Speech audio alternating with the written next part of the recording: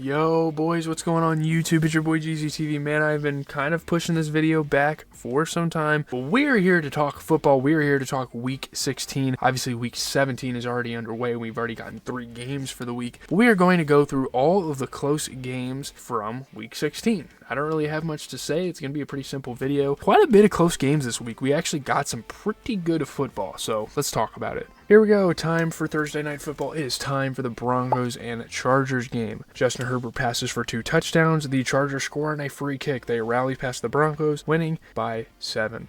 Trailing 21-13 at halftime against the Denver Broncos. Some wondered if the Los Angeles Chargers had any resolve left after going through their worst 4-quarter stretch of the season. Yeah, I mean, the Chargers for the most part have looked pretty good this season, but recently, I don't know. It's been a little rough for them. I didn't really watch too much of this game. I saw the whole free kick fiasco and everyone was making a big deal about it. But there you go. Obviously, Bo Nix, 29 for 40. He threw 2 touchdowns. I'm not going to talk about these games at length because there's a lot of them. Justin Herbert put up 23 for 31 passing, 284 yards, 2 touchdowns. He did throw a pick. Estime for the Broncos. Who the hell is that? He had 9 carries for 48 yards and a touchdown, though. You get Gus the Bus Edwards going for 2 touchdowns in this game. You get Marvin Mims Jr. Really good season he's been having. He's been pretty underrated. 3 catches for 62 yards. And Ladd McConkey continuing a great rookie season. 6 catches, 87 yards. Oh boy. Next we have the Dark Magic. We have the Saturday game. I don't know why they made them play Saturday, and both of these teams came around and played on Christmas.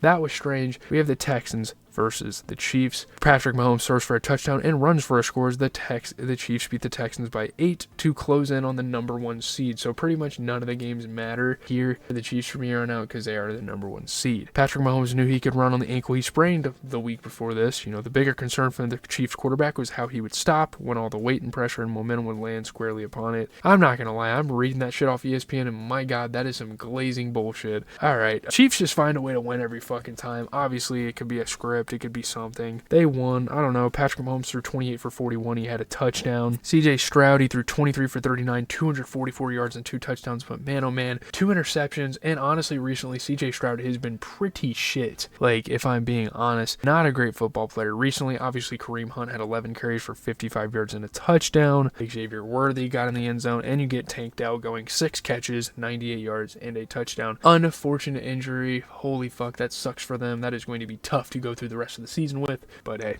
it happens. We're just going to move to Sunday. We're going to move to that Eagles-Commanders game. I'm not really sure why the Eagles or the Commanders struggled this game. Jaden Daniels throws for 5 touchdowns. He obviously played pretty good as the Commanders and the Eagles winning streak at 10. Obviously comes at the fate of Jalen Hurts. That's a fucking huge deal for the Eagles. That is bad. Jalen Hurts being hurt. That really can kill some momentum and kill some fucking mojo for this team. Jaden Daniels obviously had a huge game. Shout out to him. He wasn't worried when he and the Washington Commanders trailed the Philadelphia Eagles by 14 points after just 7 minutes. And the rookie quarterback was similarly undaunted, staring down a 13-point deficit going into the 4th quarter of many games. That's a guy that's not new to comebacks. And, being part of college football and going through the SEC, it's tough, dude. Jaden Daniels, great game. 24 for 39, 258 yards, 5 touchdowns, 2 picks, but you played against Kenny Pickett, which Kenny Pickett, 14 for 24, 143 yards and a touchdown. He threw a pick as well. Saquon Barkley, but despite a loss, just a monster performance. 29 carries, 150 yards, 2 touchdowns. You get Jaden Daniels going 9 carries for 81.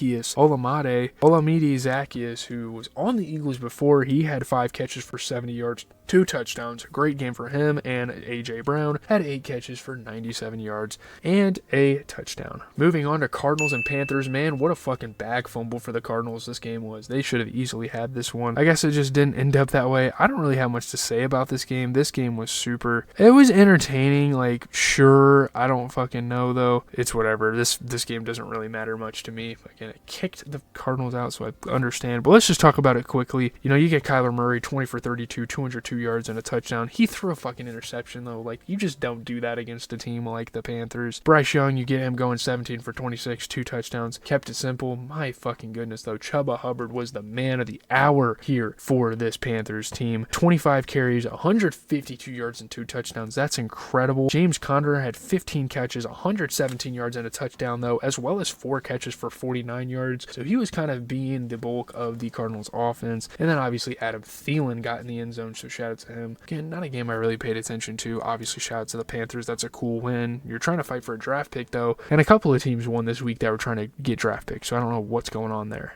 Let's move on to Titans and Colts. Wow, what a fucking crazy scoring game. Jonathan fucking Taylor. Teams that are out of the playoffs. I think the Colts might actually be in the playoffs still, but Jonathan Taylor rebounds with 218 yards and 3 touchdown runs. The Colts hold off the Titans by 8. Jonathan Taylor took matters into his own hands. I mean, this guy had a fucking monster game, and obviously for the longest time, especially for a franchise like the Indianapolis Colts, you're gonna get a guy like Jonathan Taylor just beat your fucking offense at a point. You know, Anthony Richardson, not a bad game. I mean, 7 for 11, 131 yards and a touchdown. He did throw a pick. He was going against Mason Rudolph, who threw 3 picks. Anthony Richardson just didn't really throw the ball that much in the first place, but Mason Rudolph, 23 for 34, 252 yards, 2 touchdowns. Again, though, 3 interceptions. Jonathan fucking Taylor, my goodness, 29 carries, 218 yards and 3 touchdowns. Like, are you fucking kidding me? That's incredible. Josh Downs had 3 catches for 61 yards and a touchdown. So when they were throwing the ball, man, oh man, was Josh Downs down there. Not really much to say. Again, shout out to Jonathan Taylor.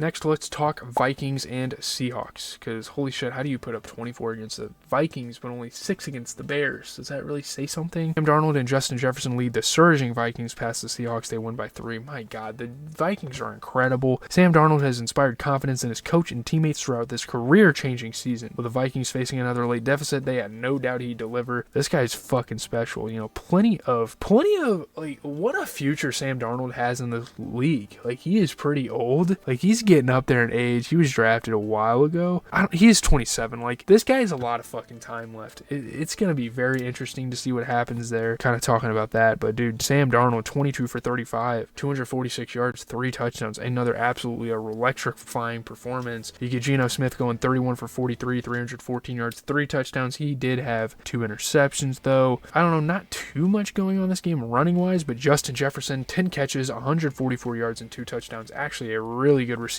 battle between him and Jackson Smith-Njigba, who had 8 catches, 95 yards, and a touchdown. So yeah, again, the Vikings just find a way every single week to win football games. It's amazing, honestly. Like, even as a division rival fan of the Packers there, I have to give them so much credit. They've been incredible this year. Next up, Patriots and Bills. Not sure why we're talking about this, but the Patriots somehow made this a close game. James Cook scores 2 touchdowns, and the Bills forced 3 turnovers and a 3-point win over the Patriots. I mean, this really isn't much of a flex, though. Like, you can applaud James Cook, you can applaud the Bills defense, but my God, why do you guys come out here and win by 3 points against a team that is trying to tank for a draft pick? With the Bills' attention and concern focused on the sideline, where trainers were examining quarterback Josh Allen's throwing arm, cornerback Taron Johnson provided the necessary offense to lift Buffalo to a win. Obviously, Josh Allen was kind of struggling with an injury throughout that game, but the defense came out big, and that happens a lot with Buffalo. Not a great game for Josh Allen. I mean, 16 for 29, he threw for a touchdown. He did throw for a pick. I will say, I mean, for how much Drake May played, he outplayed him. I mean, 22 for 36, 261 yards, 2 touchdowns, and a pick. He has a decent future with the Patriots. It's obviously kind of up in the air as to how good of a player he'll be still, but there you have it. Ramondre Stevenson got in the end zone. You get James Cook going 11 carries, 100 yards, and a touchdown. He's been great. He also had a receiving touchdown this game. I mean, Keyshawn Boat, I don't know how you say his name, but 5 catches, 95 yards, and a touchdown. You know, the Patriots have been trying to find some young receivers, and they've honestly been trying to do some stuff in free agency, and they haven't been able to. So there you have it.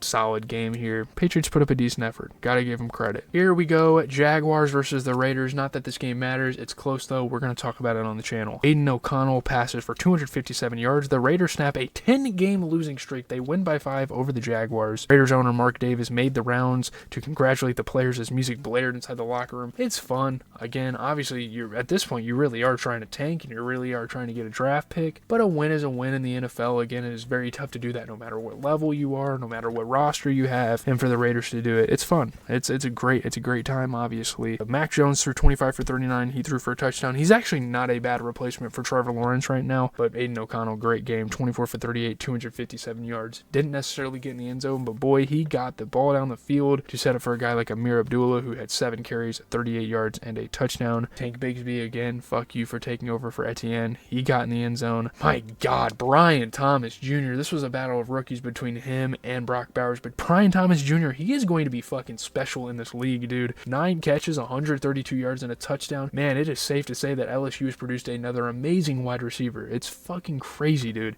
Shout out to those guys. Obviously, they lost, but Brian Thomas is fucking incredible, and he has such a future in this league. Here we go, final game I'm going to talk about. I'm not going to talk about that horrendous Monday night game between the Packers and the Saints, but let's get into Buccaneers Cowboys. Cowboys beat Tampa Bay by 2 as Baker Mayfield and the Bucs lose control of their playoff fate. This was such a bag fumble. Another team, the Buccaneers and the Cardinals. Another team, the Buccaneers, that just absolutely tosses their fucking playoff hopes down the drain, damn near.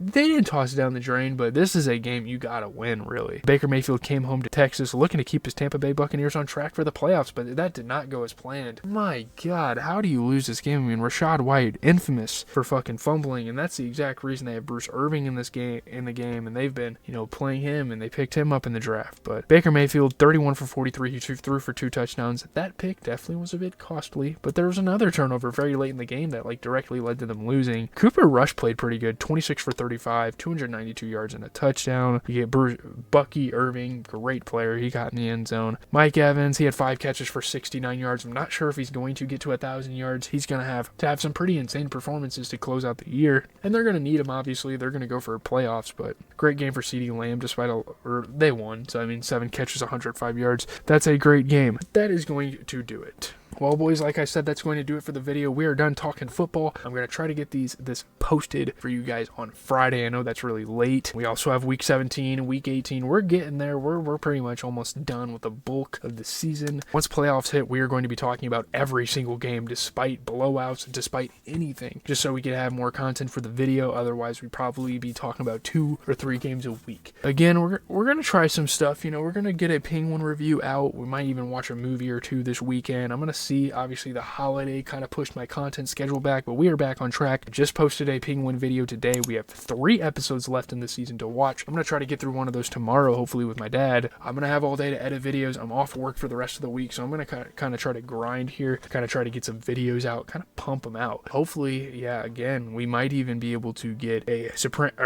Penguin review. We're going to try to get maybe 2 movie reviews done by the end of the week. So, peace, guys.